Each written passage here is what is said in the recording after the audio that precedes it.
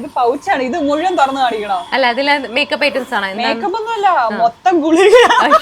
എങ്ങനെ ഞാൻ പറഞ്ഞല്ലോ ഞങ്ങൾ കുറെ ട്രാവൽ ചെയ്യാറുണ്ടോ, അപ്പൊ പോകുന്ന വഴിക്കായിരിക്കും എന്തെങ്കിലുമൊക്കെ പണി കിട്ടുന്നത്. എന്തൊക്കെയാന്ന് വേഗം മെൻഷൻ ചെയ്യാം.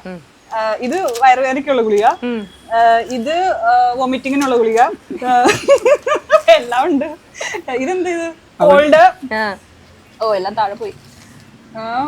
ഇത് വീണ്ടും വയറുവേദന, ചിലപ്പോ ഓർക്കാറില്ല. അസിഡിറ്റി, കൊറേ ഇത് അസിഡിറ്റി. അല്ലല്ല, മേടിക്കുമ്പോ കൂടുതൽ ഇവക്ക് എപ്പോഴും എനിക്ക് തന്നെ എവിടെ പോയാലും എനിക്ക് കുഴപ്പമൊന്നുമില്ല.